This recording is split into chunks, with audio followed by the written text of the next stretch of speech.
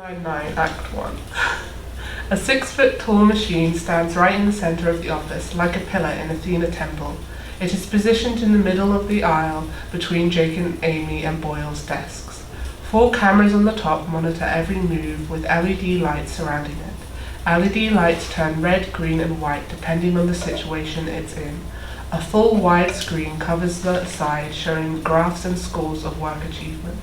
The big rolling wheel enables it to move and rotate in X and Y scale. It works with voice activation. All dialogue shows up on the screen.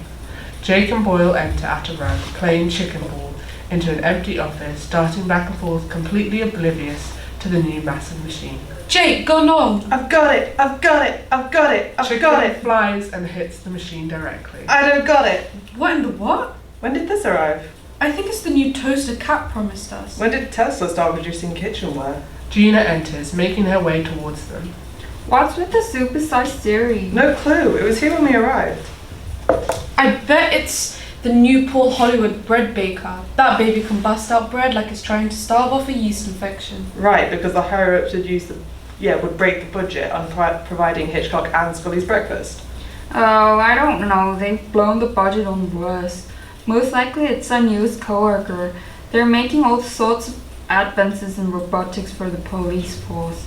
I swear robots are going to be the new front line. Plus, they never rest. I can finally have a team that can keep up with all of this. Gina gestures loudly to herself. Cool. Jake, seriously, what's so scary about that? I don't trust it. Terry and Amy enter and make their way towards the group and the machine as dialogue continues.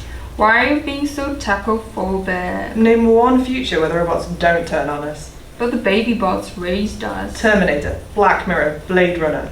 My phone is in my hand so much I've been legally documented as a cyborg. The Matrix, Transformers, 2001 Space Odyssey. Wait, you've seen 2001 Space Odyssey? Yeah, the bouncy man who talked like chipmunks having staring contests with a robot, a classic. Terry stares at Jake blankly. I had to play it at 5 times speed. At least it was better than The Godfather. The chipmunk voice really undermines Vito Corleone.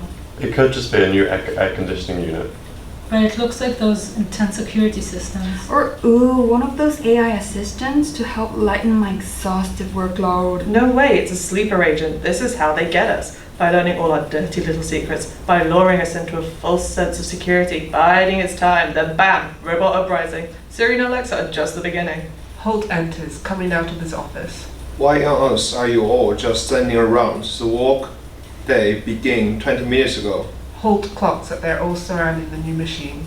Hi, you found our new toaster. Ah, yes! Do-do-do-do.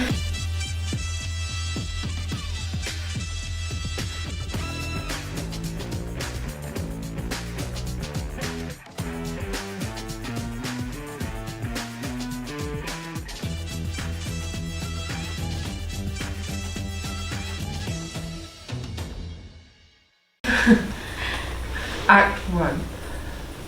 The office is in full swing, with everyone but Jake, who is pacing around the machine, is working at their desk. Gina calls over to Amy. Hey Amy, I have my dance group Stormy's Angels. Extra costume in the back room. I could lend it to you. Your pantsuit is looking worse than usual. Hey, that's not very nice. But seriously, babe, you look rough. Your suit hasn't even been pressed. Is everything okay, Amy? Seriously guys, I'm fine. I'm just on my period. That would explain her reluctance to join the robot uprising. Okay, I'm done here. You are not gonna get this up. Over my cold, dead body. Okay. The machine starts beeping. Oh, you cocky microwave, I'll show you. Boyle!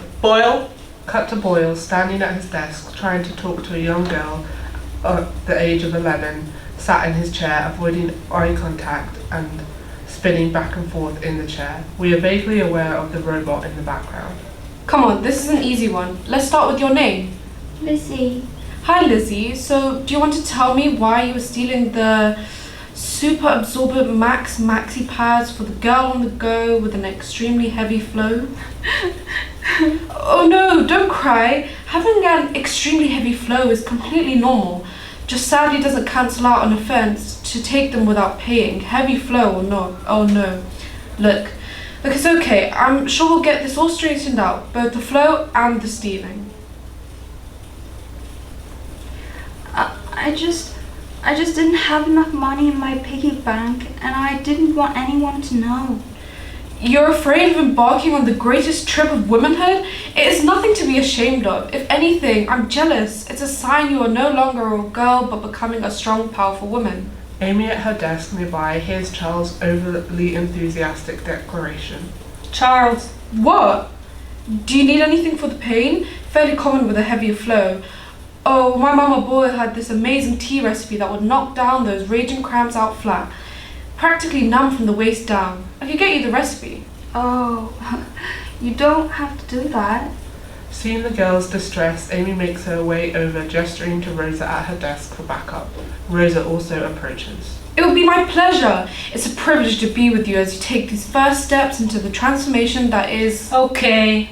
Ew, Charles, gross. What on earth are you spouting? No one, especially a poor teenage girl, wants to hear about your mama's raging cramps. See, this is the issue. You don't want to talk about my mama's raging cramps. This is shaming this girl into silence and stealing. Right energy, wrong direction. I think it's best if you walk away, Charles. But this is an inspiring story. Walk My mama's away. cramps. Reluctantly, Charles backs off, walking away towards the lift, giving them a bit of space. Look, I know what you're going through right now is really tough, but it's not okay to steal. I'm sorry. But you also shouldn't have to be embarrassed about your period. We all have one, right, Rosa? Sure. Thank you. I think I've got some tampons on my desk. I can set you up with. Oh,